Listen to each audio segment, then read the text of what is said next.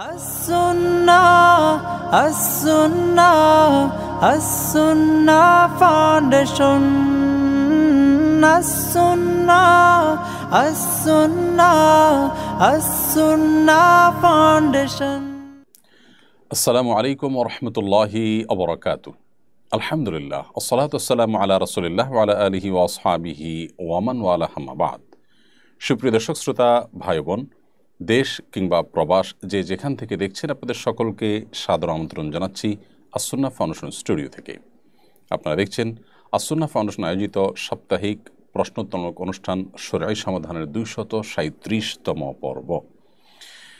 প্রিয় দর্শক, অন্যান্য দিনের মতো আজও ইনশা আল্লাহ তাআলা আমরা ঘণ্টাব্যাপী থাকছি এবং আপনাদের করা জীবন জিজ্ঞাসার উত্তর কোরআন এবং হাদিসের আলোকে দেওয়ার চেষ্টা করছি। ওয়ামা তৌফিকি ইল্লা বিল্লাহ। তাহলে আর দেরি নয়, আপনার কোনো জীবন ঘনিষ্ঠ প্রশ্ন থাকলে বাংলায় সংক্ষেপে এই পোস্টের মন্তব্যের ঘরে লিখুন। আমরা ইনশাআল্লাহ আপনার প্রশ্ন উত্তর দেওয়ার আপ্রাণ চেষ্টা অব্যাহত রাখব।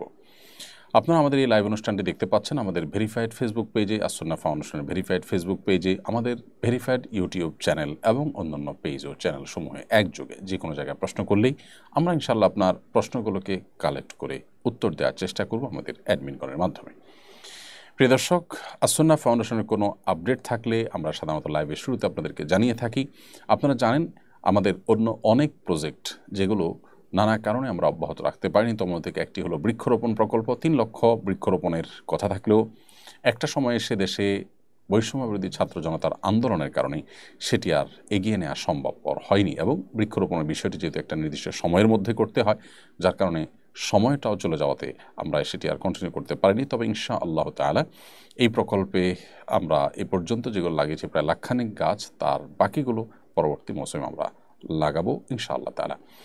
এর বাইরে আমাদের 2টি প্রজেক্ট এখন সবচেয়ে গুরুত্বের ভিত্তিতে আপনারা জানেন যে চলমান আছে। তার একটি হলো যে ছাত্র আন্দোলনে হতাহতদের সহায়তা দেওয়ার জন্য আস-সুন্নাহ ফাউন্ডেশন শুরু থেকে সর্বশক্তি নিয়ে মাঠে নেমেছে এবং ইনশাআল্লাহ তারা আমরা যারা পঙ্গুত্ব বরণ করেছেন, যারা চক্ষু হারিয়ে ফেলেছেন, তাদের ট্রিটমেন্টের ব্যাপারে আমরা মেগা প্রজেক্ট হাতে নেব, যাতে করে তাদের ট্রিটমেন্টটা প্রপারলি হয়। নানাভাবে নানা সোর্স থেকে তাদের ট্রিটমেন্টের দায়িত্ব নেওয়া হবে বলাতে আমরা কিছুটা যারা ছোটোখাটো আহত হয়েছেন তাদেরকে ডোনেশন দেওয়া, তারপর যারা মৃত্যুবরণ করেছেন তাদেরটা দিয়ে আমরা ফোকাস করেছিলাম। কিন্তু যেহেতু যারা পঙ্গুত্ব বরণ করেছেন কিংবা কেউ চক্ষু হারিয়ে ফেলেছেন, সেই মানুষগুলোর ট্রিটমেন্টের খুব বেশি অগ্রগতি নেই, সেজন্য সেই প্রজেক্ট নিয়ে আমরা এখন খুব সিরিয়াসলি কাজ করছি এবং এর জন্য একজন ডাক্তার নিয়োগ দিয়ে, জুনিয়র একজন ডাক্তার নিয়োগ দিয়ে তার মাধ্যমে অ্যাসেসমেন্ট করিয়ে আমরা প্রয়োজনীয় পদক্ষেপ নিচ্ছি ইনশাআল্লাহ তাআলা। আমরা আশা করছি যে ব্যাপারে আমরা উল্লেখযোগ্য সংখ্যক মানুষের পরিপূর্ণ চিকিৎসার দায়িত্ব গ্রহণ করবো আল্লাহ তাআলার উপরে তাওয়াক্কুল করে। আপনাদের সার্বিক সহযোগিতা আমাদের প্রয়োজন হতে পারে। আর বন্যার যে প্রকল্প চলমান আছে সে বিষয়ে তো আপনারা সময় সময় আপডেট পাচ্ছেন, সে বিষয়ে আমি আর কথা বাড়াতে চাই নাই। আমি বরং চাই আমাদের লাইভ অনুষ্ঠানে প্রবেশ করতে। ইতিমধ্যে অনেক প্রশ্ন আমার কাছে চলে এসেছে, আসুন আমরা সেই সমস্ত প্রশ্নের উত্তরে প্রবেশ করি। আমি দেখতে পাচ্ছি শুরুতে Labib and Lamisa UK life এই আইডি থেকে আপনি লিখেছেন, বাচ্চাকে 2 বছরের বেশি সময় বুকের দুধ খাওয়ালে কি পাপ হবে? না খাওয়ালে কান্নাকাটি করে এবং সিন ক্রিয়েট করে। বাচ্চাকে 2 বছর আমরা দুধ পান করাতে পারবো, আমাদের মায়েরা দুধ পান করাতে পারবেন। বুকের দুধ 2 বছরের বেশি যদি পান করানো হয় তাহলে সেক্ষেত্রে সেটা গুনাহ হবে, এটা জায়েজ হবে না। এটাই হলো হানাফি উলামা ইকরামের ফতোয়া এবং এটি অধিকতর বিশুদ্ধতর মত। কারণ আল্লাহ রাব্বুল আলামিন বলেছেন, ওয়াল ওয়ালিদাতু ইউরদি'না আওলাদাহুন্না হাওলাইনি কামিলাইনি লিমান আরাদা আন ইউতিম্মা আর-রাদাআ। যে চায় যে তার সন্তানকে দুধ পান করানোর যে সময় আছে এই সময়সীমাটাকে পরিপূর্ণ ইউজ করবে, সে 2 বছর দুধ পান করাতে পারবে। অর্থাৎ সেই মা তার সন্তানকে 2 বছর দুধ পান করাতে পারবেন যিনি তার সন্তানকে দুধ পান করানোর পরিপূর্ণ সময়টাতেই দুধ পান করাতে চান। এই আয়াত থেকে করে পরিষ্কার বোঝা যায় যে দুধ পান করার পরিপূর্ণ টাইম হলো 2 বছর, এরপর আর তিনি দুধ পান করাতে পারবেন না। বাচ্চাদের কান্নাকাটির যে ব্যাপারটি আছে সেটিকে নিয়ন্ত্রণ করবার জন্য আগে থেকে, অর্থাৎ 2 বছর আগে থেকেই নানাভাবে বাচ্চাদেরকে দুধ পান করানো থেকে দুধ ছাড়াতে হবে এবং সেটার জন্য মায়েদের যে সমস্ত পলিসিগুলো আছে সেই পলিসিগুলো তারা অ্যাপ্লাই করবেন, অবলম্বন করবেন। ধরুন 2 মাস বা 3 মাস আগে থেকে যদি আপনি শুরু করেন তাহলে সেক্ষেত্রে 2 বছরে এসে সেটাকে কন্ট্রোল করা কঠিন কোনো কাজ নয়। আর এর বাইরে হাম্বলি উলামা ইকরামের ফতোয়া রয়েছে এখানে ভিন্নতর। তারা মনে করেন যে 2 বছরের পরেও যতদিন ইচ্ছা ততদিন মা বাচ্চাকে দুধ খাওয়াতে পারেন। যতদিন ইচ্ছা ততদিনের কথা তারা বলেন, এমনকি বড় হওয়ার পরও দুধ পান করাতে পারবেন, এমন একটি মত হাম্বলি উলামা ইকরামের রয়েছে। সৌদি আরবের বর্তমান উলামা ইকরাম তারা এই মতটি পোষণ করে থাকেন। কিন্তু প্রথম উক্ত মত, যেটি হানাফি উলামা ইকরামের মত, সেটি অধিকতর দৈলিক দিক থেকে বিশুদ্ধ এবং শক্তিশালী। অতএব 2 বছরের মধ্যে বাচ্চাকে দুধ পান করানো শেষ করতে হবে। নবী সাল্লাল্লাহু আলাইহি ওয়াসাল্লাম হাদিসে রয়েছে, লা রাদা ইল্লা ফি হাওলাইন, 2 বছরের পর কোনো দুধ পান করানো চলবে না। তো এই সমস্ত আয়াত এবং হাদিসের আলোকেই 2 বছরের মধ্যেই দুধ পান করানো সমাপ্ত করতে হবে। এমডি নোমান আপনি লিখেছেন, আমার কোম্পানি বর্ণাঢ্যদের উদ্দেশ্যে প্রত্যেকের একদিনের স্যালারি দান করেছে, আলহামদুলিল্লাহ, কিন্তু আমাদের অনেকের কাছে কোম্পানি আলাদাভাবে অনুমতি নেয়নি। এটা কি কোম্পানি উদ্বোধনের জন্য জায়েজ হয়েছে? খুবই গুরুত্বপূর্ণ একটি প্রশ্ন। অনেক কোম্পানি আসুন্নাহ ফাউন্ডেশনের কাছেও তাদের কর্মকর্তা কর্মচারীদের একদিনের স্যালারি জমা দিয়েছেন। প্রশ্ন হলো, কোম্পানি যদি পুরো তার এমপ্লয়ীদের একদিনের স্যালারি জমা দিতে চান, তাহলে সেক্ষেত্রে তাদের পারমিশন নিতে হবে কিনা? উত্তর হলো অবশ্যই নিতে হবে, যেহেতু এটা শ্রমিক এবং যারা অফিসার আছেন, কোম্পানির যারা এমপ্লয়ি আছেন, তাদের অধিকার, তাদের বেতন। অতএব তাদের পারমিশন ছাড়া এটা কোম্পানি দান করতে পারেন না। কোম্পানি যদি একটি ঘোষণা দিয়ে দেন যে আজ আমরা একদিনে বেতন সবার কাছ থেকে কেটে নিলাম, এটা অমুক জায়গায় দান করে দিলাম, তো এই ঘোষণা কিন্তু এই দান বৈধ হওয়ার জন্য, শরীয়ী দৃষ্টিকোণ থেকে বৈধ হওয়ার জন্য যথেষ্ট নয়, বরং সবার অনুমোদন লাগবে।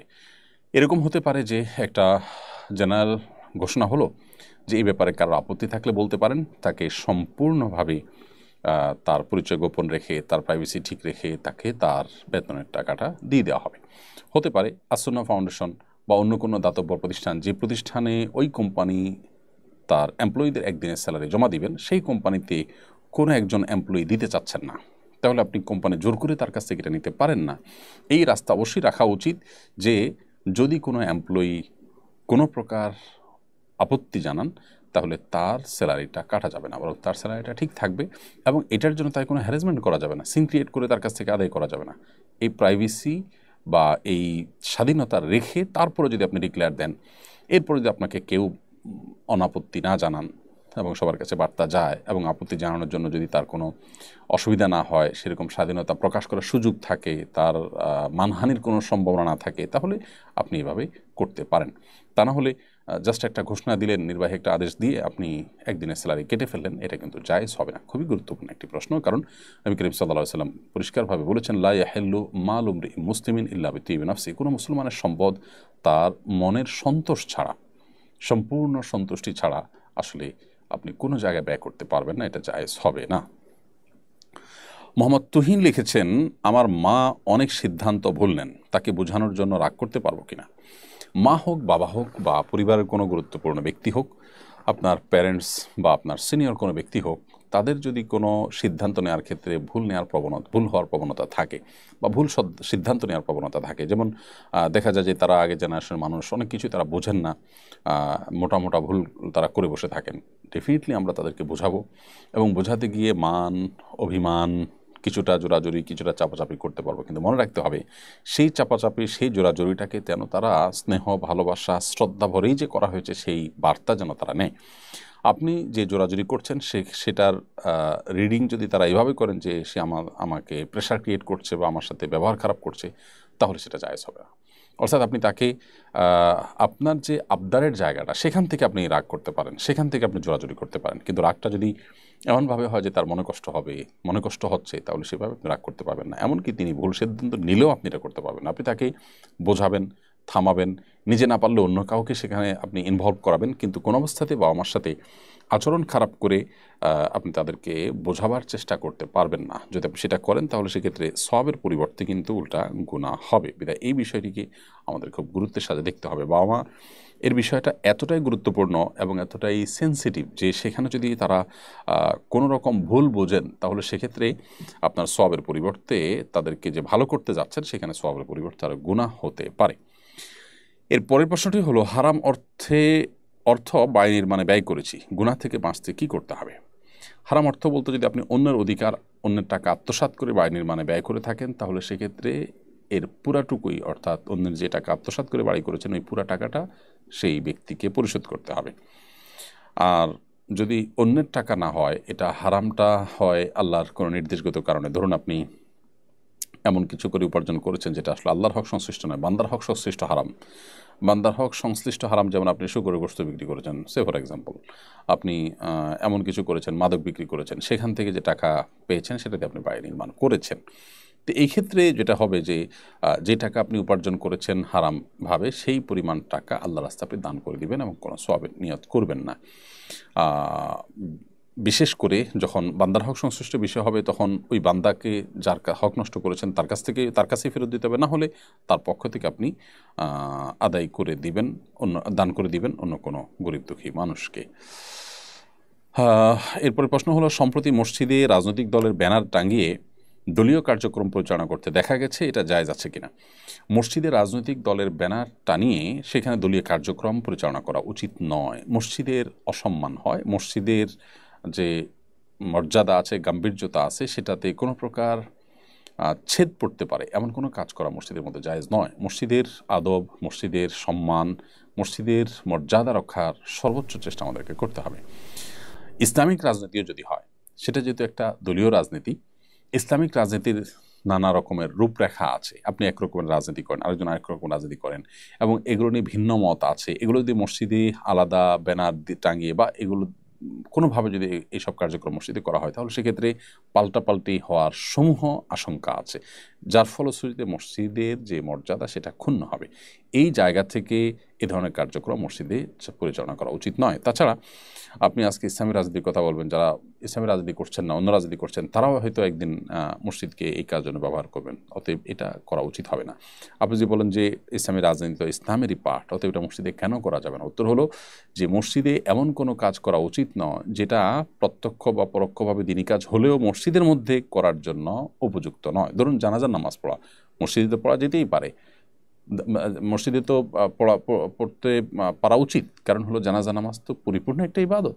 কিন্তু মসজিদে না করে লাশ বাহিরে রেখে জানাজা পড়ার নির্দেশনা ফুকাহা একরাম কেন দিয়েছেন? বিকজ মসজিদে থাকলে লাশ থেকে রক্ত, নাপাকি এগুলা পড়তে পারে, সব লাশ একরকম থাকবে না, পরিচ্ছন্ন থাকবে না। মসজিদের আদব বজায় রাখার প্রয়োজনে লাশ বাহিরে রেখে জানাজা পড়ার কথা বলা হয়েছে। তাহলে কোনো কাজ দিনী কাজ হলেই মসজিদে সেটা করতে হবে, নট নেসেসারি। এই জন্য পলিটিক্যাল কাজগুলো, কর্মসূচিগুলো, মিটিংগুলো মসজিদের মধ্যে না করাই মসজিদের আদবের সাথে সঙ্গতিপূর্ণ। এটা বর্তমান যে বাস্তবতা রয়েছে তার আলোকে। আপনি যে বলেন যে ওমর রাদিয়াল্লাহু তাআলা আনহু তো রাষ্ট্রীয় অনেক কাজ করেছেন মসজিদে বসে, নবী সাল্লাল্লাহু আলাইহি ওয়াসাল্লাম রাষ্ট্রীয় অনেক কাজ করেছেন মসজিদে বসে, তো আমি বলবো যে এখনকার এই যে দলীয় রাজনীতি, যেটা নিয়ে মুসলমানদের মধ্যে নানাবিধ মত আছে, এগুলো কোনো ওহী ভিত্তিতেই যে দল গঠন হয়েছে তা তো না। তো এখানে যে মতবিরোধের শঙ্কা রয়েছে, সাহাবীদের এখানে সে শঙ্কাটা ছিল না।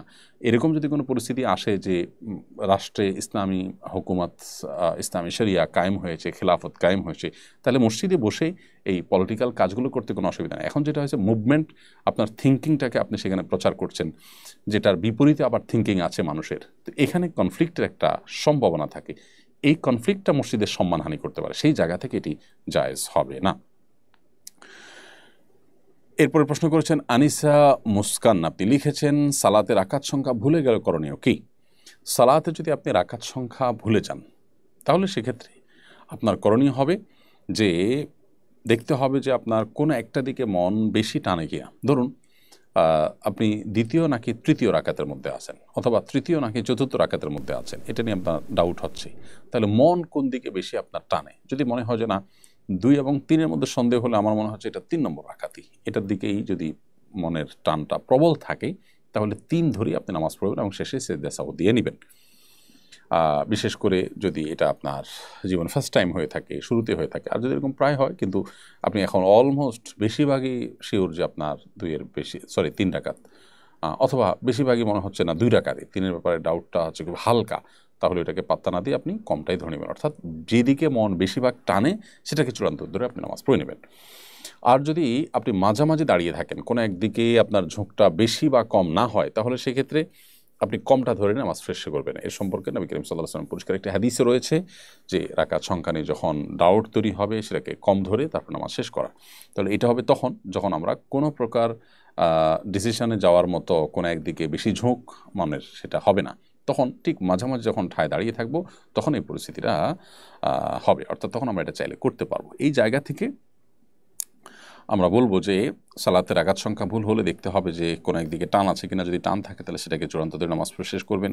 আর যদি মনে হয় যে টান নাই, মাঝামাঝি আছেন, কোনো দিকে আপনার সিদ্ধান্ত যাচ্ছে না, 50-50 আছেন, তাহলে সেক্ষেত্রে আপনি কমটা ধরে, অর্থাৎ 2 এবং 3 নিয়ে ডাউট হলে 2 ধরবেন, 3 এবং 4 নিয়ে ডাউট হলে 3 ধরবেন, ধরে নামাজ পড়বেন এবং শেষে সিজদা সহ যথানিময় দিয়ে দিবেন।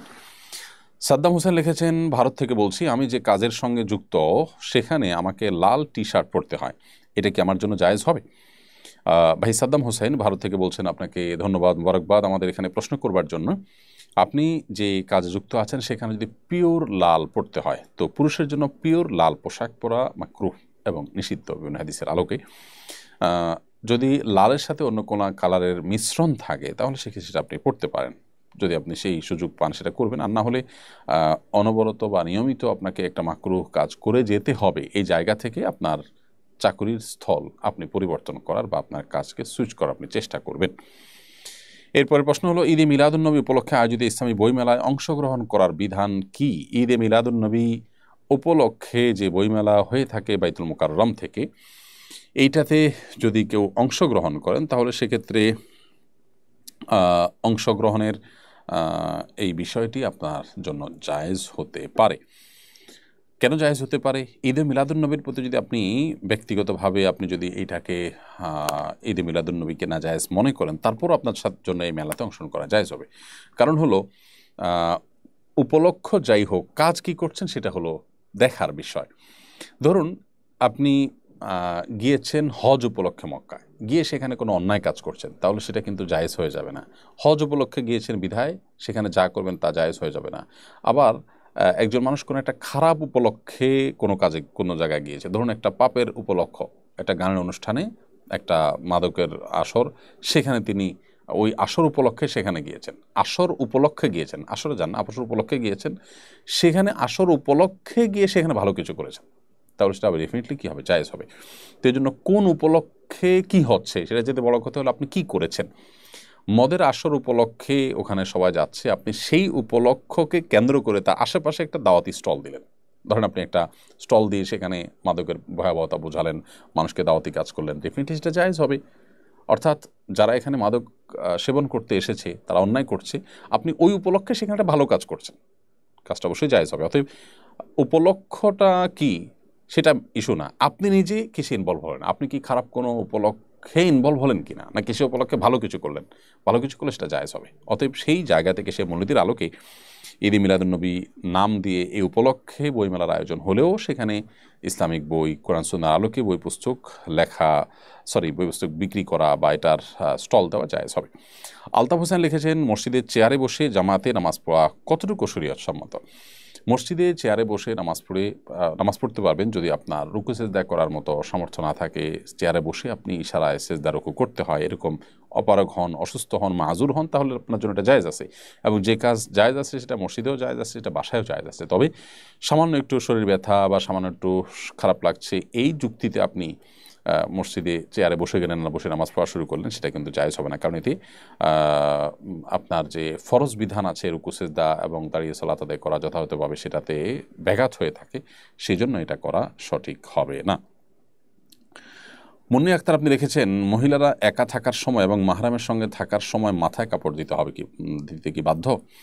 মহিলারা যখন একাকী থাকবেন মাথায় কাপড় দিতে তারা বাধ্য নন, মাহরামের সাথে যখন থাকবেন তখনও তারা মাথায় কাপড় দিতে শরীয়ত দৃষ্টিকোণ থেকে বাধ্য নন। যখন তারা পরপুরুষের সামনে যাবেন তখন তাদের মাথার উপরে কাপড় একটু টেনে দিবেন, যাতে করে মাথা তো বটেই, এমনকি ফেসও তাদের পর্দার মধ্যে ঢেকে যায় এবং আবৃত হয়ে যায়। এটাই হলো নবী করিম সাল্লাল্লাহু আলাইহি সাল্লামের নির্দেশনা, কোরআনের নির্দেশনা। আল্লাহ বলেছেন, ইউদিনিনা আলাইহিন্না মিন জালাবিবিহিন্না, ঈমানদার নারীরা তারা যেন তাদের মাথার উপরে কাপড় যেন টেনে দেয়। এটা হলো গায়ের মাহরামদের সামনে। মাহরামদের সামনে বাবা ভাই তাদের সামনে মাথার উপরে কাপড় না থাকলে গুনাহ হবে না। তবে সামাজিক শালীনতা, সামাজিক যে সৌজন্যতা, সেই জায়গা থেকে বাবা ভাই অন্যান্য মাহরাম স্বামী ছাড়া অন্য যারা আছেন তাদের সামনে যথাসম্ভব মাথার উপরে কাপড় দিয়ে রাখা, এটা সামাজিক সৌজন্যতার খাতিরে উচিত এবং উত্তম কাজ। বাট এটা কোনো শরীয়ী দৃষ্টিকোণ থেকে ফরজ ওয়াজিব নয়। যদি কেউ মাথার কাপড় না রাখেন বাবার সামনে ভাইয়ের সামনে, কোনো গুনাহ তার হবে না। যেহেতু সমাজে এটাকে সম্মান প্রদর্শন অসম্মান প্রদর্শনের ব্যাপার মনে করে এবং এখানে ব্যক্তির উপরে কোনো প্রকার জুলুমও হয় না। অতএব মাথার কাপড় দিয়ে আপনি মাহরাম পুরুষদের সামনে থাকলে সেটা উত্তম হয়, ভালো হয়। জাস্ট আপনার প্রতি তাদের কোনো ভুল ধারণা তৈরি হলো না, সেই জায়গা থেকে। শরীয়তের কোনো নির্দেশটা না যে আপনাকে সেখানে মাথা কাপড় দিয়ে থাকতে হবে। সো মাথা কাপড় পরে গেছে বা ছিল না, এর কারণে কোনো গুনাহ আপনার হবে না, এটা পরিষ্কার। রবিউল আউয়াল মাস শুরু হয়েছে, রসুলের প্রতি ভালোবাসা বৃদ্ধি করতে চাই, কীভাবে রসুল করিম সাল্লাল্লাহু আলাইহি ওয়াসাল্লামের প্রতি ভালোবাসা বৃদ্ধি করতে পারি? শুধু রবিউল আউয়ালে কেন? এই প্রশ্ন আমাদের বছর জুড়ে হওয়া উচিত। রবিউল আউয়াল এলে তোমারই গান গায়, রবিউল আউয়াল গেলে তোমায় ভুলে যাই, এটি আমাদের হওয়া উচিত নয়। যাই হোক, নবী করিম সাল্লাল্লাহু আলাইহি ওয়াসাল্লামের প্রতি ভালোবাসা এটা শুধু রবিউল আউয়াল নয়, বছর জুড়ে আমাদের থাকতে হবে এবং এই ভালোবাসাটা আমাদের নাজাতের মূল মন্ত্র। প্রিয় নবী সাল্লাল্লাহু আলাইহি ওয়াসাল্লামের প্রতি ভালোবাসার দাবি হিসেবে আমরা দাবিতে আমরা সত্যবাদী হওয়ার জন্য তার অনুকরণ করাটা সবচেয়ে বেশি জরুরি এবং ভালোবাসা বৃদ্ধি করবার জন্য তার সম্পর্কে জানার কোনো বিকল্প নেই। আপনি যত বেশি নবী সাল্লাল্লাহু আলাইহি ওয়াসাল্লাম সম্পর্কে জানতে পারবেন, যত বেশি তার সিরাত নিয়ে আপনি ঘাটাঘাটি করবেন, স্টাডি করবেন, পড়াশোনা করবেন, চর্চা করবেন, তত বেশি তার প্রতি আপনি আকৃষ্ট হবেন, তত বেশি আপনি তার দিকে ধাবিত হবেন, তত বেশি আপনি তার তার প্রতি ভালোবাসা আপনার মধ্যে বৃদ্ধি পাবে। কারণ তার গুণগান যখন আপনি জানবেন, তার গুণাবলী, তার বৈশিষ্ট্য, তার জীবনচরিতের মাধুর্য, এগুলো যত বেশি আপনি জানতে পারবেন, তত বেশি আপনি স্বাভাবিকভাবে তার প্রতি অনুরক্ত এবং তার ভালোবাসায় সিক্ত হবেন। সো তার ভালোবাসা বৃদ্ধি করবার জন্য এই কাজটি করবেন। এর বাইরে আল্লাহ সুবহানাহু ওয়া তাআলার কাছে আল্লাহর প্রিয় বান্দাদের ভালোবাসা চেয়ে দোয়া করার শিক্ষাও তিনি দিয়েছেন, নবী সাল্লাল্লাহু আলাইহি ওয়াসাল্লাম দিয়েছেন। সেটি আপনি পড়বেন, আল্লাহুম্মা ইন্নী আসআলুকা হুব্বাক, হে আল্লাহ আপনার কাছে আপনার ভালোবাসা চাই, ওয়া হুব্বা মান ইউহিব্বুক, এবং আপনাকে যারা ভালোবাসেন সেই মানুষগুলোর ভালোবাসা চাই। এখানে নবী সাল্লাল্লাহু আলাইহি ওয়াসাল্লামের ভালোবাসাও চলে আসবে। বিদায় সেটি আপনি করবেন, নবী সাল্লাল্লাহু আলাইহি ওয়াসাল্লাম জীবনী পড়বেন, তার জীবন চরিত্র পড়বেন, ইনশাআল্লাহ তার প্রতি ভালোবাসা বৃদ্ধি হবে। এমনি শফিকুল বাহার আপনি লিখেছেন, সিজদাতে চোখ খোলা নাকি বন্ধ রাখতে হয়? সিজদাতে চোখ খোলা রাখবেন নাকি বন্ধ রাখবেন? উত্তর হলো, সিজদা এবং পুরো নামাজ জুড়েই চোখ স্বাভাবিকভাবে রাখাটাই হলো সুন্নাহ। কারণ নবী করিম সাল্লাল্লাহু আলাইহি ওয়াসাল্লাম চোখ বন্ধ রাখার কোনো নির্দেশ দেননি বা তিনি রাখতেন বলে কোনো প্রমাণ নেই। বাট কেউ যদি চোখ বন্ধ করলে তার মনোযোগটা একটু বেশি থাকে, তাহলে তার জন্য জায়েজ আছে। অতএব এটা সিজদা হোক আর দান হোক, একই কথা প্রযোজ্য হবে যে সিজদা গেলে আমি চোখ বন্ধ করলে খুব বেশি মনোযোগ হয়, ওকে, বন্ধ রাখতে পারেন আপনি, এটা মনোযোগ রাখার প্রয়োজন আপনি করতে পারেন। তবে এটাকে সিস্টেম বানানো, অর্থাৎ মনোযোগ রাখার ইস্যু না, ইস্যু হলো যে চোখ বন্ধ করে নামাজ পড়াটাকে উত্তম মনে করি আমরা, এরকম যদি হয় তাহলে এটা ভুল হবে। কারণ কোনো কোনো বর্ণনা ইয়াহুদিরা এটি করেন। হ্যাঁ, মনোযোগের প্রয়োজনে যদি হয় তাহলে সেটা তো ভিন্ন একটা যৌক্তিক কারণ, ভ্যালিড কারণ আছে, সেই কারণের ভিত্তিতে আপনি চোখ বন্ধ করে নামাজ পড়তে পারেন। মা নিজে মেয়ে পছন্দ করে আমাকে বিয়ে করিয়েছেন, এখন তাদের মাঝে দ্বন্দ্বের কারণে স্ত্রীকে তালাক দিতে বলছেন তিনি। তাদের বুঝিয়েও কোনো কাজ হয়নি, এমত অবস্থায় ঝগড়া মিটাতে মায়ের বিরুদ্ধে গিয়ে স্ত্রীকে নিয়ে শহরে চলে এলে কি আমার গুনাহ হবে? দেখুন, মা এবং আপনার মা আপনার স্ত্রীর মধ্যে যদি বোঝাপড়ার গরমিল হয় এবং তাদের মধ্যে যদি মনোমালিন্য হয়, মতপার্থক্য হয়, তাহলে সেক্ষেত্রে সেটাকে মিটমাট করার জন্য আপনি চেষ্টা করবেন, আপনার চেষ্টা করুন, আপনার মাকে বোঝাবেন, আপনার স্ত্রীকে বোঝাবেন, দুই পক্ষকে এক করার চেষ্টা করবেন এবং তাদের মধ্যকার যে টানাপোড়েন আছে সেটাকে বন্ধ করার জন্য আপনি মাঝখানে থেকে আপ্রাণ চেষ্টা করবেন। এরপরও যদি তাদের মধ্যে আপনি কোনো মিটমাট করতে না পারেন, বরং একসাথে থাকতে গেলে আপনাদের মধ্যে ঝামেলা তৈরি হবে মনে হয়, আপনাদের মধ্যে আপনার স্ত্রী এবং আপনার মায়ের মধ্যে বোঝাপড়ার গরমিল হবে বলে মনে হয়, তাহলে সেক্ষেত্রে আপনি অবশ্যই আলাদা থাকার বন্দোবস্ত করতে পারেন। কিন্তু সেক্ষেত্রেও মায়ের কনসার্ন নেবেন, মায়ের মতামত নেবেন, তিনি যেন ভুল না বুঝেন, কৌশলে তাকে আপনি কনভিন্স করার চেষ্টা করবেন। কারণ আল্লাহর অবাধ্য হয়ে যাওয়ার আশঙ্কা থাকলে, গুনাহে লিপ্ত হয়ে যাওয়ার আশঙ্কা থাকলে অবশ্যই আপনি আলাদা হওয়ার সুযোগ আছে। বৈষম্য বিরোধী আন্দোলনের সময় পুলিশ একসাথে অনেকগুলো লাশ পুড়িয়ে দিয়েছেন, এ ধরনের নির্বিচার হত্যাপূর্বক লাশ পুড়িয়ে দেওয়ার শাস্তি কী হওয়া উচিত? এ ধরনের অপরাধের শাস্তি বিষয়ে ইসলামের ভাষ্য কী? দেখুন, মানুষের হত্যার পর আবার লাশ পুড়িয়ে ফেলানো, এটাকে ফাসাদ ফিল আরদের আওতায় ফেলানো যায় কি না, এটা ইসলামী শরিয়ার যারা দায়িত্বশীল আছেন, ইসলামী শরিয়ার বিচারিক দায়িত্বে যারা থাকেন, তারা নিরূপণ করবেন, তারা ঠিক করবেন। অর্থাৎ এটি ইসলামী শরিয়ার যে আদালত, সে আদালতে বিবেচ্য বিষয়। এটা হত্যা হিসাবে তো হত্যার বিনিময়ে হত্যা তো হবেই, ইসলামী শরিয়ার দৃষ্টিকোণ থেকে এই হত্যাকাণ্ডের সাথে যারা জড়িত তাদের তো মৃত্যুদণ্ড হবে, এটা তো নিশ্চিত যদি এটা প্রমাণিত হয়। আবার সেই সাথে লাশ পুড়িয়ে সেটাকে নিশ্চিহ্ন করার চেষ্টা, ত্রাসের সৃষ্টি করা, এগুলোর কারণে ফাসাদ ফিল আরদ বা জমিনে ফাসাদ সৃষ্টি করা, জমিনে ত্রাসের সৃষ্টি করা, এই অপরাধের অধীনে শাস্তি দেওয়া যেতে পারে। সেই ক্ষেত্রে শাস্তি যেটা হবে সেটা হবে খুবই ভয়াবহ। সেটা হবে হাত এবং পাও বিপরীত দিক থেকে কাটা, অথবা দেশান্তর করা, অথবা আপনার শুলে চড়িয়ে মৃত্যুদণ্ড কার্যকর করা। খুব ভয়াবহ শাস্তির কথা বলা হয়েছে যদি ফাসাদ ফিল আরদ করে। সেখানে ফাসাদের ধরন কি, তার আপনার ক্যাটাগরি কি, ফাসাদ কোন লেভেলের পৌঁছাইছে সেটা নির্ভর করবে সংশ্লিষ্ট আদালতের বিচারক। তো এই জন্য এই বিষয়গুলো আমরা মৌলিক নীতিমালা বলতে পারি, কিন্তু স্পেসিফিক বিধান সংশ্লিষ্ট আদালতের বিচারক ইসলামী শরিয়া অনুযায়ী বিচার যখন হবে তখন তিনি বিশ্লেষণ করে সিদ্ধান্ত দিবেন। আনিসা মুস্কান আপনি লিখেছেন সালাতের রাকাত সংখ্যা, সরি আপনার প্রশ্ন উত্তর আমরা দিয়েছি একবার। ইকফা খান আপনি লিখেছেন শুক্রবার মারা গেলে তার জন্য কি পরকালে হিসেব সহজ হয়? শুক্রবারে যদি কেউ মারা যান তাহলে সেক্ষেত্রে কোরআন এবং সুন্নাহর আলোকে এই ব্যক্তির কবরের আযাব বা কবরের যে ফিতনা, পরীক্ষা, প্রশ্নোত্তরটার মুখোমুখি তা থেকে আল্লাহ তাআলা তাকে হেফাজত করেন। এটা তো আসলে কারোর হাতে না যে কে কোন দিন মারা যাবেন, কিন্তু এই সৌভাগ্য যদি কারোর অর্জন হয় তাহলে কবরের ফিতনা থেকে আল্লাহ তাআলা সাধারণত এরকম ব্যক্তিকে হেফাজতে রাখেন। সো জুমার দিন মারা গেলে এই সুফলটা পাওয়া যাবে, কিন্তু এর মানে এই না যে পরকালে হিসেব সহজ হওয়ার কথা বলা হয়েছে। হ্যাঁ, এটা ঠিক যে কারো যদি কবরের ফিতনা, কবরের পরীক্ষা থেকে আল্লাহ তাআলা মুক্ত রাখেন, আশা করা যায় যে পরবর্তীতেও আল্লাহ তাআলা তার জন্য বিষয়গুলোকে সহজ করবেন। আবার এই বিষয়টি যখন ইমানদার তাওহীদবাদী কোনো মুসলমানের ক্ষেত্রে হবে তার জন্যই প্রযোজ্য হবে। একজন মানুষ যদি নিজে থেকে তিনি অমুসলিমই হন তাহলে সেক্ষেত্রে মূলগতভাবে অমুসলিম হলে এরকম ব্যক্তি শুক্রবারে মারা গেলেন কি শনিবারে মারা গেলেন এটা আসলে কোনো ম্যাটার করবে না। বিধায় জুমার দিন মারা গেলে তাদের কবরের যে ফিতনা সেটা হবে না, বা কবরের যে পরীক্ষা সেটা থেকে তারা মুক্ত থাকবেন ইনশাআল্লাহ তাআলা। অশান্ত মনে আইডি থেকে আপনি লিখেছেন আমি একজন ভর্তি পরীক্ষার্থী, আন্দোলনের পর থেকে ফোনে রাজনৈতিক ব্যাপারে এতটাই আসক্ত হয়ে গেছি যে পড়াশোনায় মনোযোগ দিতে পারছি না, এমনকি নামাজ থেকে দূরে চলে যাচ্ছি।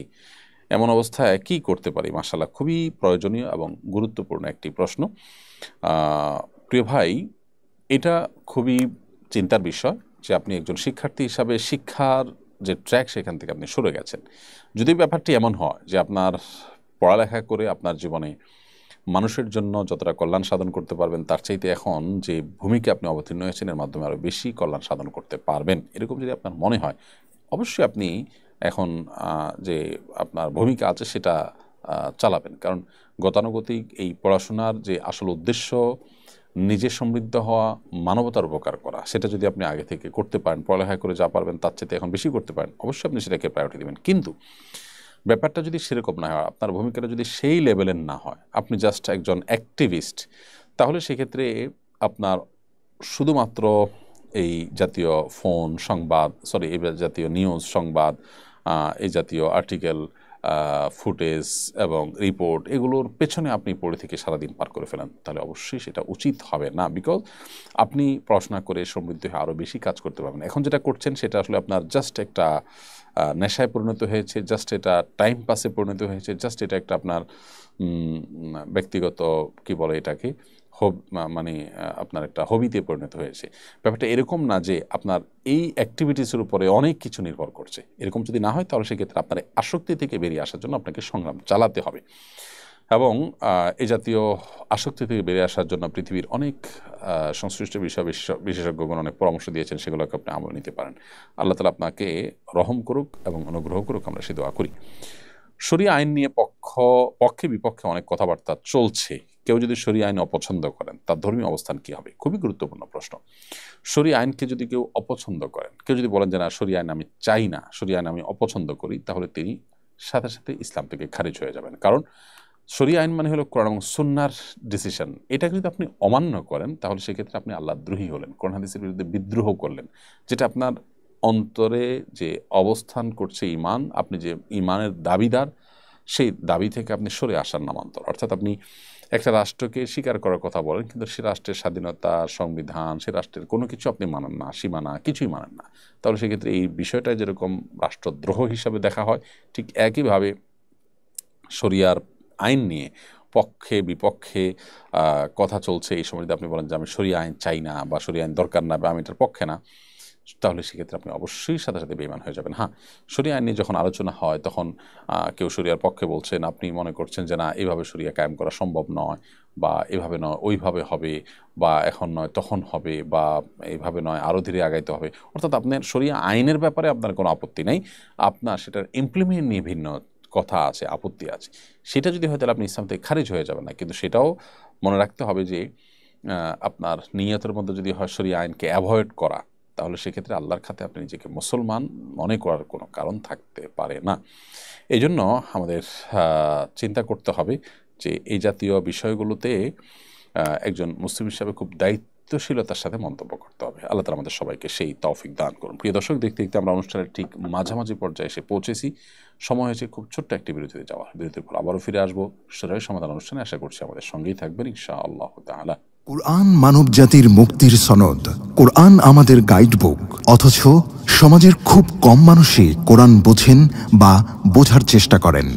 বছর জুড়ে কোরআন চর্চার লক্ষ্যে শুরু হলো আস-সুন্নাহ ফাউন্ডেশনের যাবৎকালের সর্ববৃহৎ প্রতিযোগিতা কোরআন বর্ষ। 2024 রমজান থেকে 2025 রমজান পর্যন্ত 6 ধাপে অনুষ্ঠিত হতে যাচ্ছে আল কুরআনুল কারীম পাঠ ও প্রতিযোগিতা। বিজয়ীদের জন্য থাকছে 3টি উমরা, 1টি কম্পিউটার, 5টি ব্যক্তিগত লাইব্রেরি, 6টি কিন্ডেল রিডার সহ 15 লক্ষ টাকার মূল্যবান সব পুরস্কার। আল্লাহ সুবহানাহু ওয়া তাআলা আমাদেরকে ভালো কাজে একে অন্যের সঙ্গে প্রতিযোগিতায় অবতীর্ণ হওয়ার নির্দেশ করেছেন। সুতরাং আসুন কোরআন চর্চার এই মহা আয়োজনে, কোরআনের এই বিশাল প্রতিযোগিতায় সামিল হয়ে নিজেদেরকে কোরআনের জ্ঞানে সমৃদ্ধ করি, জীবনকে করি কোরআনময়। পার্থিব এই সমস্ত মহামূল্যবান পুরস্কার জেতার পাশাপাশি আল্লাহ সুবহানাহু ওয়া তাআলার কাছ থেকে অফুরন্ত বিনিময় লাভের এই সুযোগটি যেন আমাদের কারোর হাতছাড়া না হয়। তাহলে আর দেরি নয়, শুরু করুন এখনই কোরআন বর্ষ, বছরব্যাপী কোরআন চর্চার এক অনন্য আয়োজন। আস-সুন্নাহ ফাউন্ডেশন, উম্মার স্বার্থে, সুন্নাহর সাথে। প্রিয় দর্শক, বিরতির পর আবার আপনাদেরকে স্বাগতম জানাচ্ছি শরীয়ত সমাধান অনুষ্ঠানে। আপনারা দেখছেন আস-সুন্নাহ ফাউন্ডেশন স্টুডিও থেকে সরাসরি আয়োজিত সাপ্তাহিক প্রশ্ন উত্তরমূলক অনুষ্ঠান শরীয়ত সমাধানের 237তম পর্ব। আমরা বিরতির আগেই অনেকগুলো প্রশ্নের উত্তর দিয়েছি আলহামদুলিল্লাহ।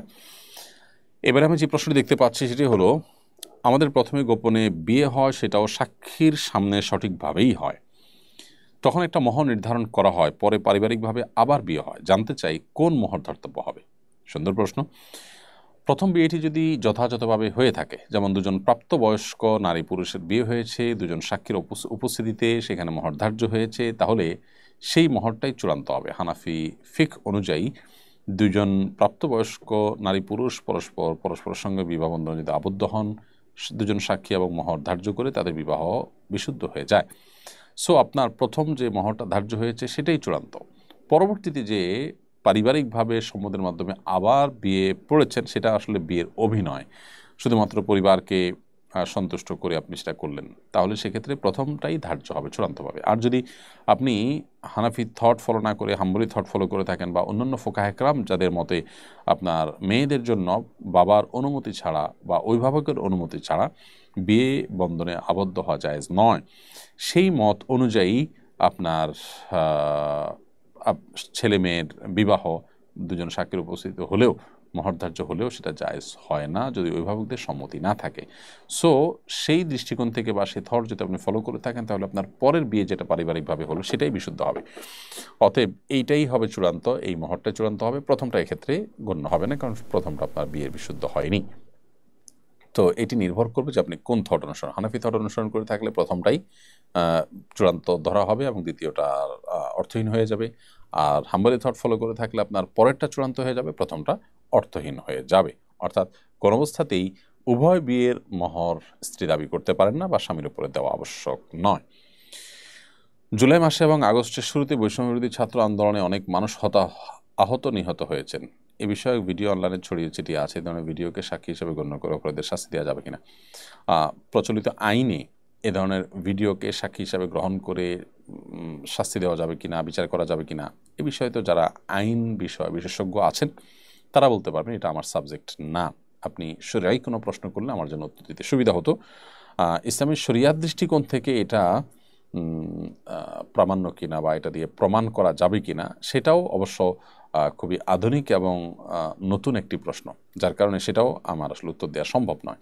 এ বিষয়ে গোটা বিশ্বের শরিয়া আইন যেখানে যেখানে প্রচলিত আছে সেখানকার কাজীগণ, বিচারকগণ এবং বিচার বিশেষজ্ঞগণ তারা কিভাবে দেখেন বা এটা নিয়ে তাদের ভাবনা কি বা গবেষণা কি, সেটা জেনে তারপর আমি আপনাদেরকে জানাতে পারবো।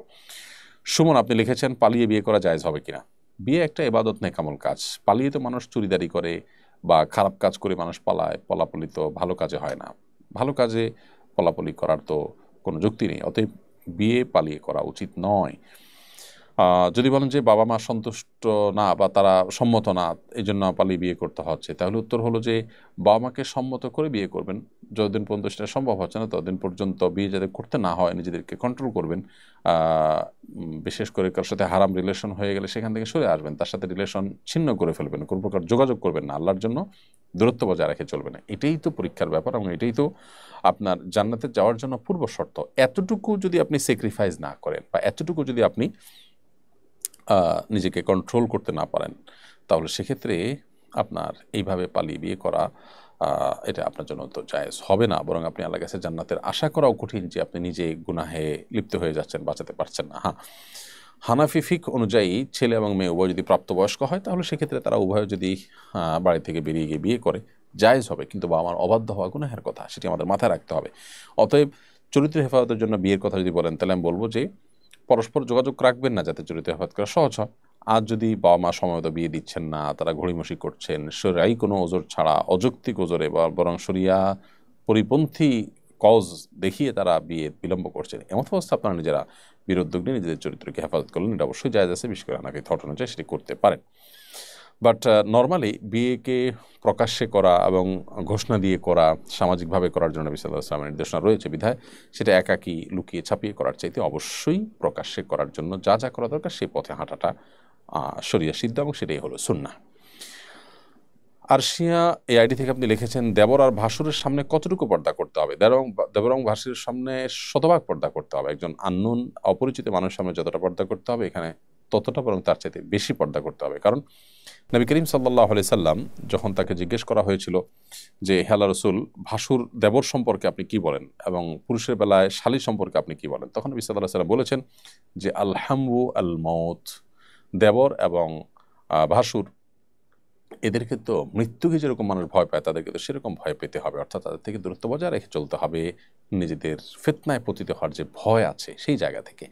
ঠিক একইভাবে পুরুষের জন্য শালিকা থেকে এরকম দূরত্ব বজায় রেখে চলতে হবে, মৃত্যু থেকে যেরকম মানুষ দূরত্ব বজায় রাখে। এখান থেকে বোঝা গেল যে সাধারণ যে মানুষজন আছে তাদের সাথে আমাদের যে ওঠা বসা আছে, তাদের সাথে যে আমাদের চলাফেরা আছে, সেই চলাফেরাটা ক্ষেত্রে আমরা যতটা সতর্ক, পর্দার বিধায় আমরা যতটা কনসার্ন আছি, এখানে আরেকটু বেশি আমাদেরকে দায়িত্বশীল হতে হবে, কারণ এখানে ভয়টা আরও বেশি। মাইনুদ্দিন খান আপনি লিখেছেন বিয়ের জন্য কত টাকা দেনমোহর নির্ধারণ করা ভালো, দেনমোহর নির্ধারণের মানদণ্ড কি? দেখুন, দেনমোহর যত কম হবে বিয়েতে, শুধু দেনমোহরই নয় অন্যান্য খরচও যত কম হবে বিয়ে তত বরকতময় হবে। কারণ হাদিসে নবী আলাইহিস সালাম বলেছেন ইন্না আযমান নিকাহি বারাকা আইসারুহা মাউনা, সবচেয়ে বরকতময় বিয়ে যার ভিতরে খরচ বা দেনমোহর যত কম হয়। এটা আসার রয়েছে, এ সম্পর্কে সাহাবায়ে কেরামের উক্তি রয়েছে। তো যাই হোক, এই জাতীয় বর্ণার আলোকে দেনমোহর কম নির্ধারণ করা ভালো। এক্ষেত্রে ছেলেপক্ষ মেয়েপক্ষ উভয়ের পারস্পরিক সন্তুষ্টির ভিত্তিতে যেটি চূড়ান্ত হবে সেটাই চূড়ান্ত।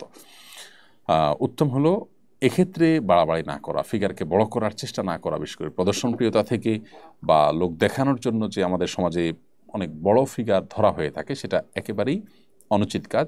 শরীআই কোনো গুরুত্ব এই বড় ফিগারের নেই, বরং সাহাবীদের মধ্যে অনেকেরই উক্তি পাওয়া যায়, অনেক সিনিয়র সাহাবীর উক্তি পাওয়া যায় যে মহর বেশি ধার্য করার ভিতরে যদি কল্যাণ থাকতো তাহলে মুহাম্মদ সাল্লাল্লাহু আলাইহি সাল্লামের মেয়েদের বিয়ের মহর অনেক বেশি হতো।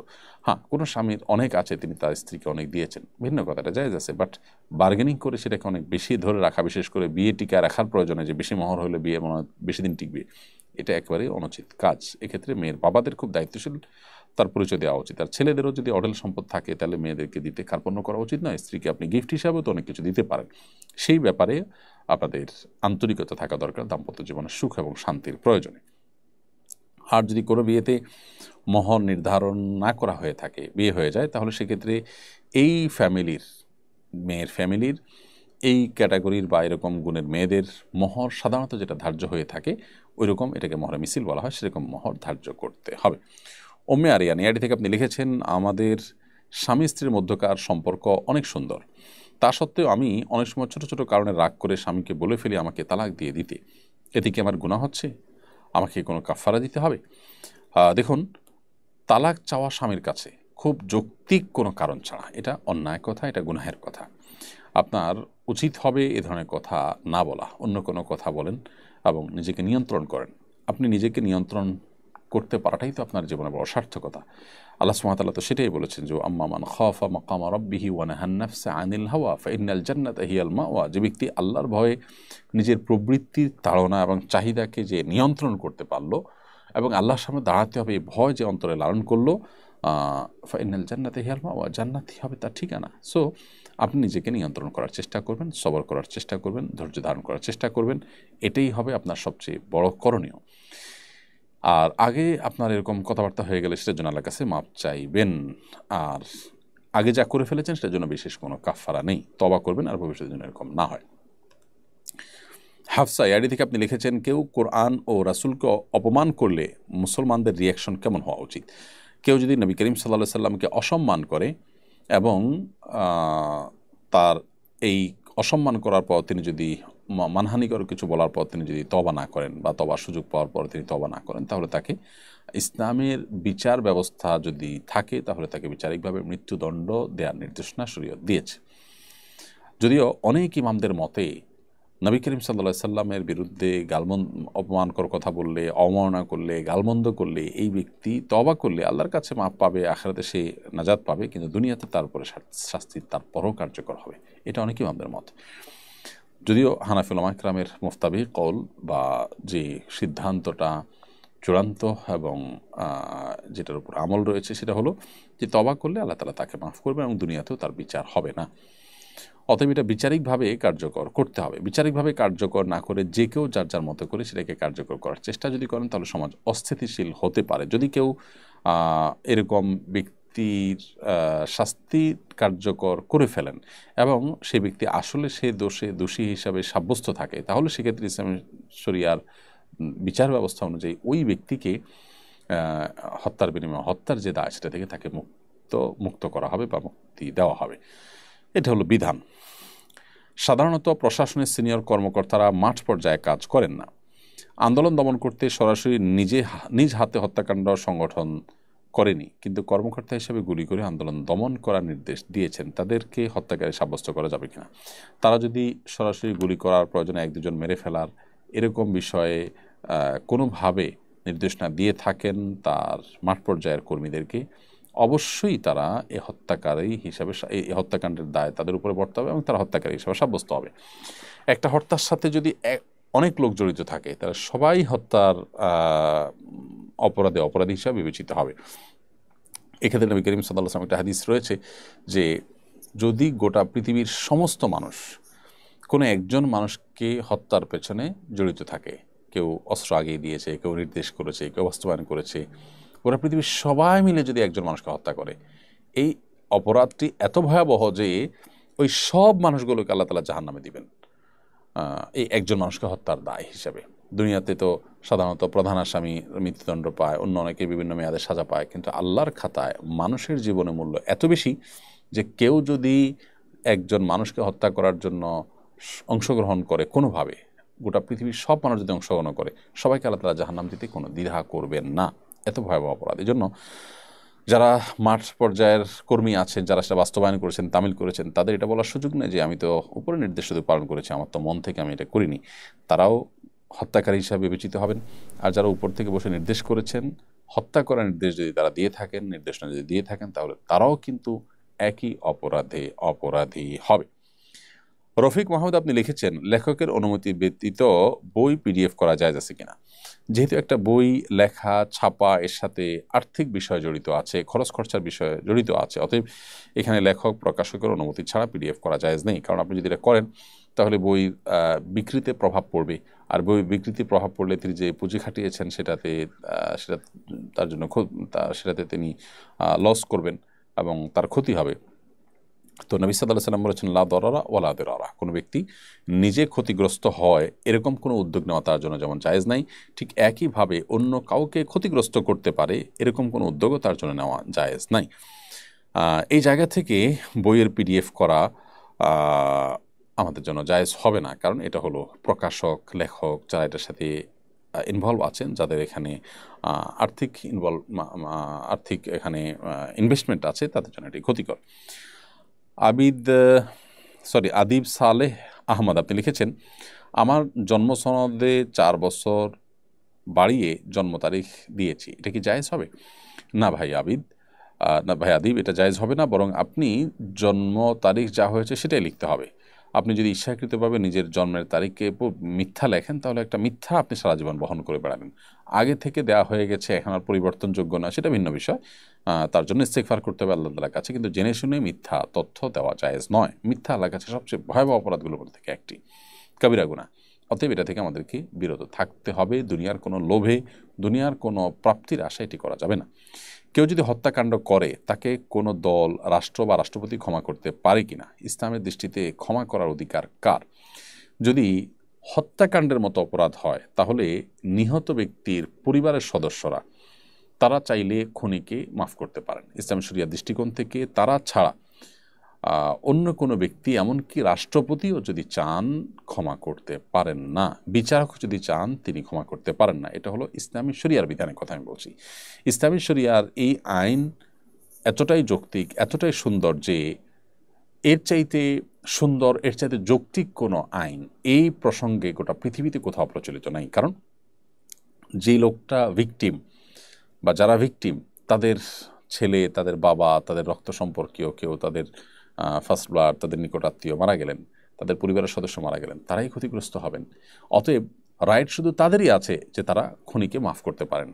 রাষ্ট্রপতি বা অন্য কেউ যদি তাদেরকে মাফ করার অধিকার সংরক্ষণ করেন তাহলে যে লোকগুলো ভিকটিম তাদের অধিকার কিন্তু আর সংরক্ষণ থাকলো না। এখানে রাষ্ট্রপতির মাফ করা না করাটার চাইতে ওই ভিকটিম যারা, ক্ষতিগ্রস্ত যারা হয়েছেন তাদের মাফ করাটাই অধিকতর যৌক্তিক, এবং মাফ করার অধিকার থাকা, মাফ করার ক্ষমতা তাদের হাতে থাকাটাই অধিকতর যৌক্তিক এবং ন্যায্যতার দাবি, এবং ইসলাম সেটাই বলে।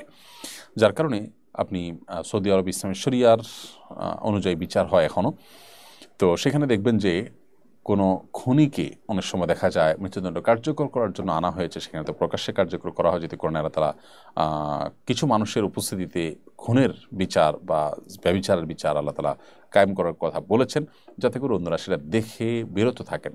সেজন্য তো এরকম পরিস্থিতি দেখা যায় যে নিহত ব্যক্তির পরিবাররা ঠিক শেষ মোমেন্টে এসে খুনিকে ক্ষমা করে দেয় এবং খুনি তার জীবনকে পরিবর্তন করে নেয়। এটা জায়েজ আছে ইসলামী শরীয়তের দৃষ্টিকোণ থেকে। বাট রাষ্ট্রপতি কিংবা অন্য কোনো ব্যক্তি কোনো মৃত্যুদণ্ডের অপরাধী যে, তাকে ক্ষমা করার কোনো এখতিয়ার থাকে না।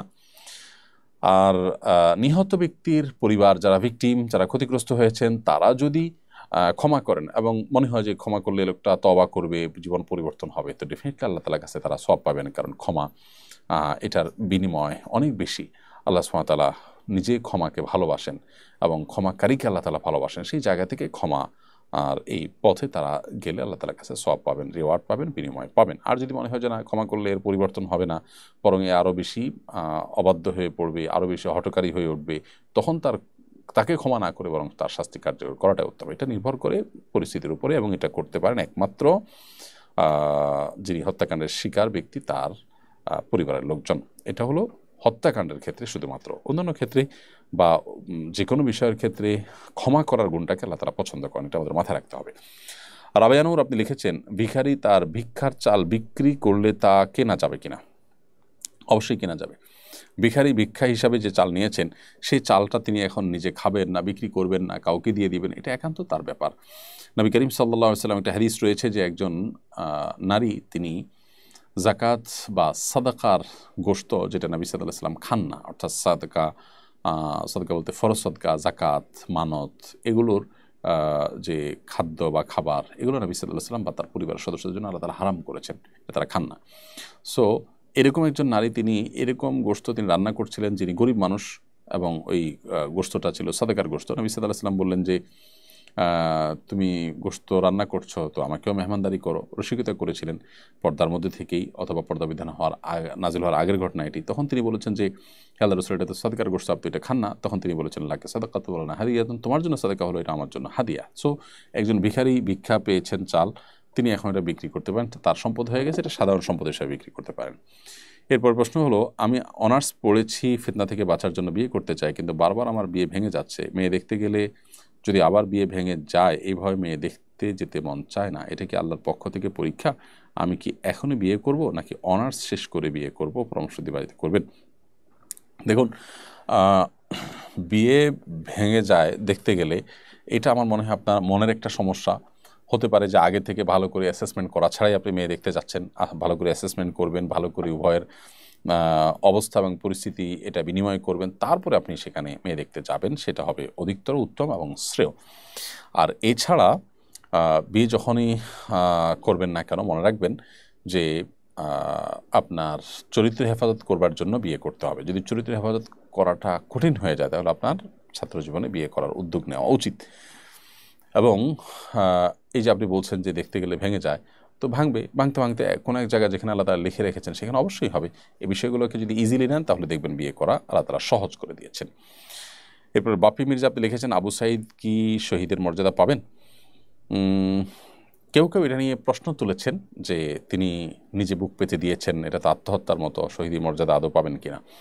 এর উত্তর হলো যে আসলে এই বুক পেতে দেওয়ার মানে এই নয় যে আমি ইচ্ছাকৃতভাবে মরতে যাচ্ছি বা আত্মহত্যা করতে যাচ্ছি। বিষয়টা হলো যে এটা হলো এক ধরনের চ্যালেঞ্জ ছুড়ে দেওয়া, যে তুমি তো আমাকে হত্যা করতে পারো না, বুক চেতিয়ে দিলাম, তুমি কি আমাকে হত্যা করতে পারো? এ ধরনের প্রশ্ন রেখে মানুষ অনেক সময় বুক টান টান করে দেয়।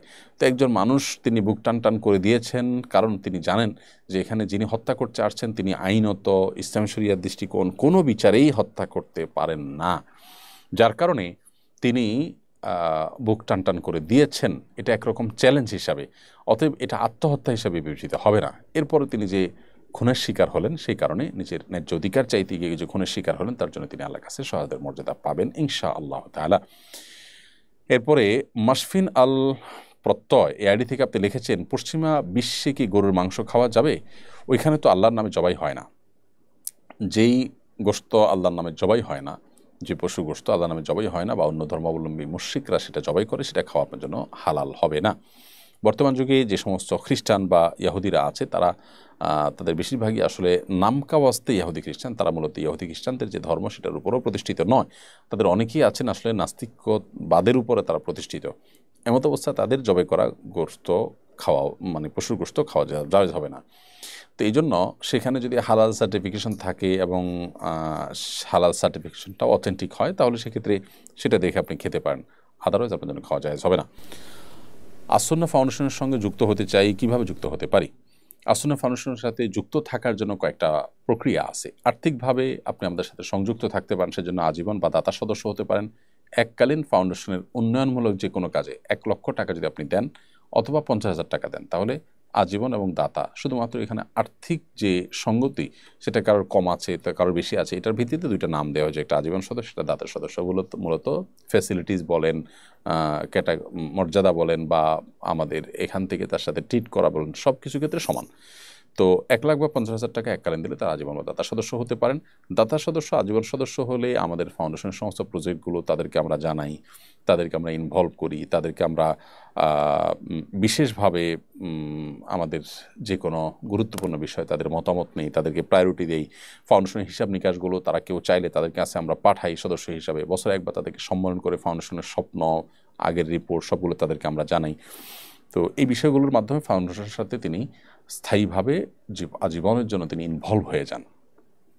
এটা হলো সুবিধা।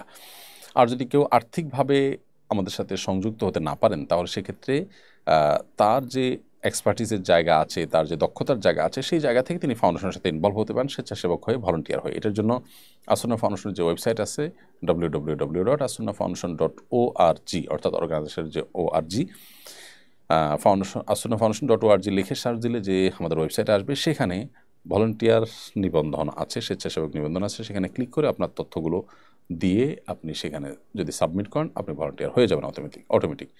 এরকম ভলান্টিয়ার হওয়ার পর আমরা যখন আপনার কাছ থেকে কোনো সার্ভিস নিতে চাইব তখন স্পেশালি আপনাকে আমরা নক করব, এটা আমাদের নিয়ম। এবং এই নিয়মের আলোকে কিন্তু আমরা আমাদের অনেক ভলান্টিয়ারদেরকে ব্যবহার করি। ধরুন একজন ইঞ্জিনিয়ার, আপনার সেখানে তথ্যপত্র আপনি দিলেন, আমাদের যখন ইঞ্জিনিয়ারিং কোনো সার্ভিসের প্রয়োজন হবে আমরা আপনার কাছে শরণাপন্ন হতে পারি।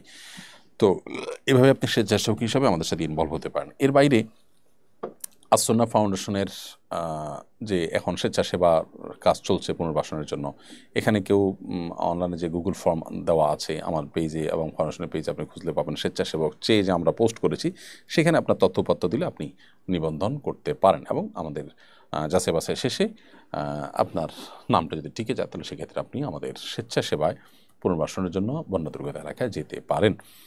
তো ফাউন্ডেশনের সাথে আপনি এই প্রক্রিয়াগুলোর যে কোনোটার মাধ্যমেই কিন্তু আপনি ইনভলভ হতে পারেন। এক গৃহবধূ স্বামীকে তালাক দিয়ে একই কাজী অফিসে প্রেমিককে বিয়ে করেছেন। রাজশাহীতে এই ঘটনাটি ঘটেছে। এই বিয়ে কি বিশুদ্ধ হয়েছে? দেখুন, স্বামীকে তালাক দিয়েছেন স্ত্রী। প্রথমত স্বামীকে স্ত্রী তালাক দিতে পারেন না, স্ত্রী নিজের প্রতি নিজে তালাক গ্রহণ করতে পারেন। শব্দের এই যে ব্যবধান, এটার কারণে কিন্তু বিধানেরও পার্থক্য বা ব্যবধান হয়ে যায়। সো স্ত্রী তিনি এই ডিভোর্সের ক্ষেত্রে কি বাক্য ব্যবহার করেছেন সেটা আবার তিনি নিজের প্রতি নিজে তালাক গ্রহণ করার জন্য অর্পিত তালাকের পাওয়ার তাকে দেওয়া হয়েছে কিনা, এই বিষয়গুলো এখানে গুরুত্বপূর্ণ। এর পাশাপাশি দ্বিতীয় প্রশ্ন হলো যে তিনি যদি স্বামীকে যথাযথভাবে শরীয়ী পদ্ধতিতেই স্বামীর সাথে তার ডিভোর্সটা সম্পন্ন করে থাকেন, তাকে অর্পিত তালাকের পাওয়ার দেওয়া ছিল সেটা তিনি গ্রহণ করে তালাক গ্রহণ করেছেন, এরকম যদি হয়ও তাহলে সেক্ষেত্রে সাথে সাথে একই মজলিসে বা 2-4 দিনের মধ্যেই আবার আরেকজন ব্যক্তির সাথে বিয়ে বন্ধনে আবদ্ধ হলে সে তারপরের বিয়েটা অবৈধ হবে, এটা জায়েজ হবে না, বাতিল হবে।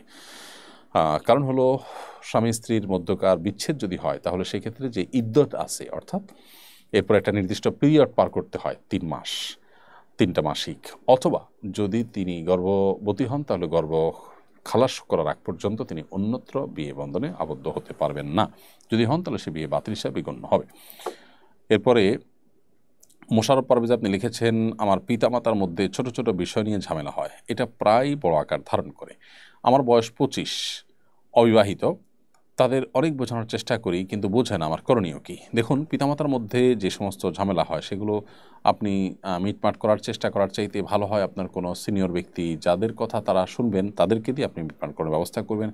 আপনি অভিমান করতে পারেন, আপনি তাদেরকে অন্য কোনোভাবে সংশোধনের চেষ্টা করতে পারেন। ছোট মানুষ হিসাবে বা সন্তান হিসাবে আপনি তাদের সাথে ব্যবহার খারাপ করা, যেই হোক না কেন, বাবা হোক আর মা হোক, এমনকি তিনি যদি তার সহধর্মিনীর সাথে ব্যবহার খারাপও করেন, আপনি সেটার বিচারের ভার হাতে নিয়ে আপনি সেখানে অন্যায় বা দুর্ব্যবহার তাদের সাথে করতে পারেন না। খুবই সেন্সিটিভ। অন্য কারোর মাধ্যমে করাবেন আর নিজে আপনি তাদেরকে যতটুকু পারেন বোঝাবেন, আল্লাহর কাছে দোয়া করবেন। আর পরিপূর্ণভাবে যদি তাদের সংশোধন করা কোনোভাবে সম্ভব না হয়, আল্লাহর পরে পরিপূর্ণ ন্যস্ত করবেন, কিন্তু আপনি কোনোভাবে আইন হাতে তুলবেন না। ইরফান লিখেছেন, রাতে নখ কাটলে কি গুনাহ হবে? না, রাতে নখ কাটলে কোনো গুনাহ নেই। নখ দিনে 12তে যে কোনো সময় কাটা যাবে। একসময় মুরব্বীরা বলতো রাখেন রাতে নখ কাটতে হয় না। কেন বলতেন তারা আল্লাহ জানে, হয়তো বিদ্যুৎ ছিল না, বাতির মধ্যে চারাগের বাতিতে হারিকেনের আলোতে কাটতে গেলে নখ কাটা যাবে, ব্লেড দিয়ে কাটতো মানুষ, এসব কারণে হয়তো তারা নিষেধ করতেন। বাকি শরীর দৃষ্টিকোণ থেকে রাতে বা দিনে কোনো সময় নখ কাটার ব্যাপারে কোনো প্রকার নিষেধাজ্ঞা নেই। প্রতি বছরই বন্যা হচ্ছে, বছর বছর ত্রাণ বিতরণ তো স্থায়ী সমাধান না। বন্যা থেকে আমরা স্থায়ীভাবে কীভাবে মুক্তি পেতে পারি? এই বছর যে বন্যা হয়েছে ফেনীতে, আমি গতকালকে সেখানে গিয়েছি এবং সেখানে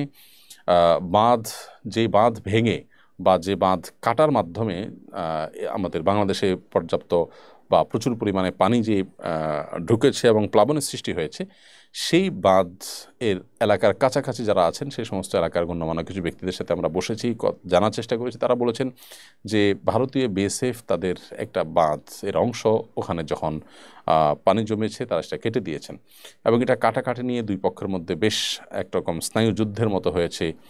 তারা রাতের অন্ধকারে সেটা কেটে দিয়েছেন এবং তারা যে তাদের অংশে কেটেছেন সেটা যাতে দেখা না যায় এখন পর্দা দিয়ে রেখেছেন এলাকার মানুষের ভাষ্যমতে, যাতে করে মোটা পর্দা ঝুলিয়ে দিয়েছেন যাতে করে কেউ ভিডিও নিতে না পারে এই পাশ থেকে। তো ওইখান থেকে পানি এসেছে। এই বাঁধটি, এই জায়গাটি তারা তারা যে কেটেছেন এর বিপরীতে কিছু দূর এসে বাঁধ নির্মাণ করা বাংলাদেশের মানুষ দ্বারা সম্ভব। এলাকাবাসী বলেছেন যে এটা উদ্যোগটা নিলে বন্যার প্রকোপ এই কারণে অন্তত যে বন্যা হয়েছে, মহাপ্লাবন হয়েছে, সেটা থেকে আমরা মুক্তি পেতে পারি। তাদের তথ্য যদি সঠিক হয়ে থাকে তাহলে সেক্ষেত্রে অবশ্যই এই উদ্যোগটা আমাদের নেওয়া উচিত এবং এ বিষয়ে আমরাও খোঁজখবর নিচ্ছি যে এটা কতটুকু সঠিক ইত্যাদি। এর বাইরে আমাদের যে সমস্ত খালগুলো আছে সেগুলোকে খনন করা, ড্রেজিং করা, সেগুলোর নাব্যতা ফিরিয়ে আনার চেষ্টা করা, দখলমুক্ত করা, এগুলোর মাধ্যমে বন্যার প্রকোপ আমরা কমিয়ে আনতে পারি ইনশাআল্লাহ তাআলা। সামিউল হক লিখেছেন, 9 বছর বয়সের বাচ্চা তার বাবা মায়ের সাথে কি ঘুমাতে পারে? ইসলামী শরীয়ত কি বলে? ঘুমাতে পারে, তবে যত 10 বছর বয়স থেকে যদি বিছানা পৃথক করতে হয় জন্য আগে থেকে 9 বছর থেকে তাদেরকে আলাদা শোয়ার জন্য নানাভাবে উদ্যোগ নেওয়া উচিত। তবে 10 বছর পর্যন্ত বাবা মার সাথে তারা ঘুমাতে পারে। এমনি নীরব আহমদ আপনি লিখেছেন, বলা হয়ে থাকে 2 হাঁটু উঠিয়ে খাওয়া সুন্নাহ, এটা কতটুকু সত্য?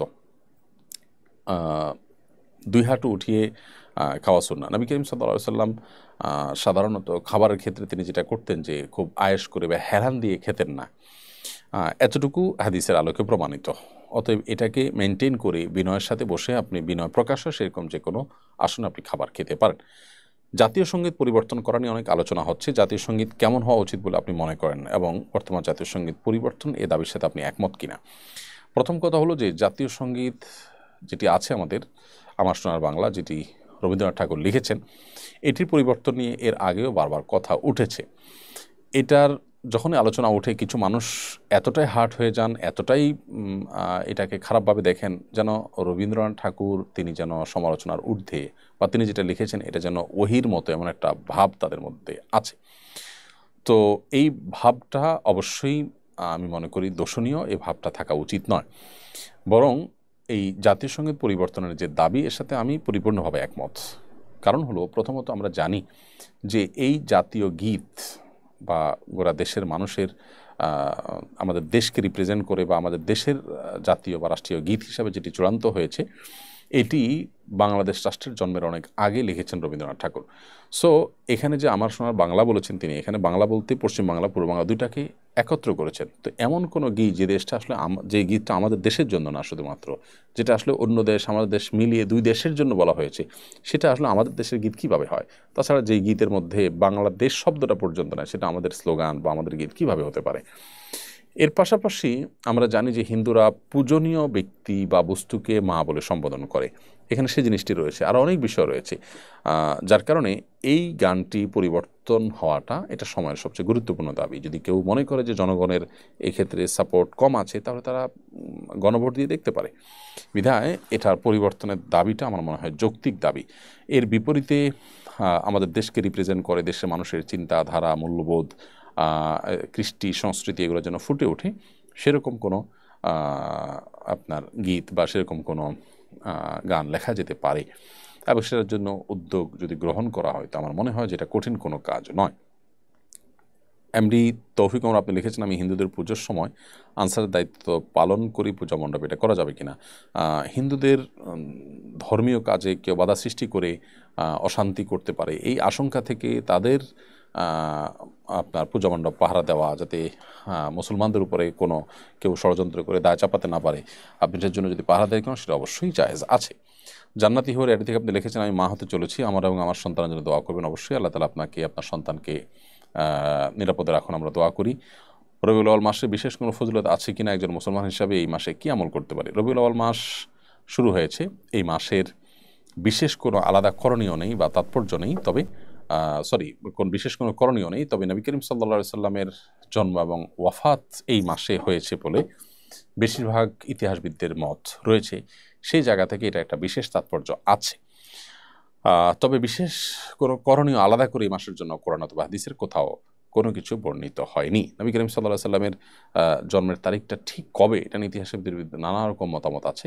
আমরা এটাকে 12 তারিখ চূড়ান্ত করে যারা ধরে রেখেছি, এটাই যে চূড়ান্ত তা কিন্তু না। অনেক ইতিহাসবিদদের মতে রবিউল আউয়াল 12 তারিখে তার জন্ম হয়েছে, এটা যেমন সত্য, আবার অন্য দিন তার জন্ম তারিখ রবিউল আউয়ালের 9 তারিখ, সেটিও সপক্ষে অনেকগুলো মত আছে এবং শক্তিশালী মত, এবং আরও বিভিন্ন মত আছে।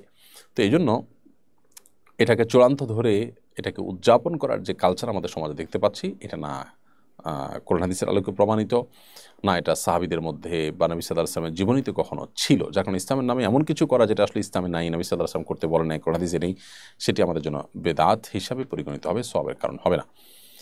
রাজন আহমেদ লিখেছেন, আমি খাবার ডেলিভারি করি, যদি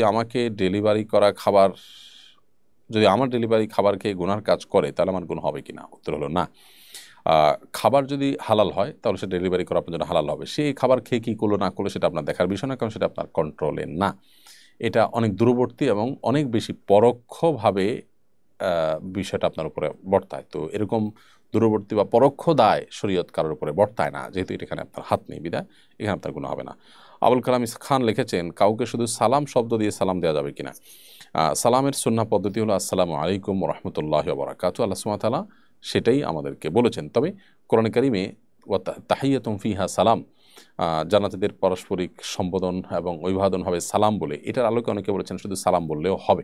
তবে নবী সাল্লাল্লাহু আলাইহি ওয়াসাল্লামের সুন্নাহ দ্বারায় আমাদের সুন্নাহসম্মত যে তাহিয়া বা অভিবাদন রয়েছে সেটি হলো আসসালামু আলাইকুম ওয়া রাহমাতুল্লাহি ওয়া বারাকাতুহু। বিয়ের সময় স্ত্রীকে ডায়মন্ডের অলংকার দিয়েছিলাম, তার দাম মহারানা থেকে হিসাব করেছি, সম্প্রতি জানলাম যেখান থেকে কিনেছি তাদের ডায়মন্ড অরিজিনাল ছিল না, তা মূলত এক প্রকার কাঁচ।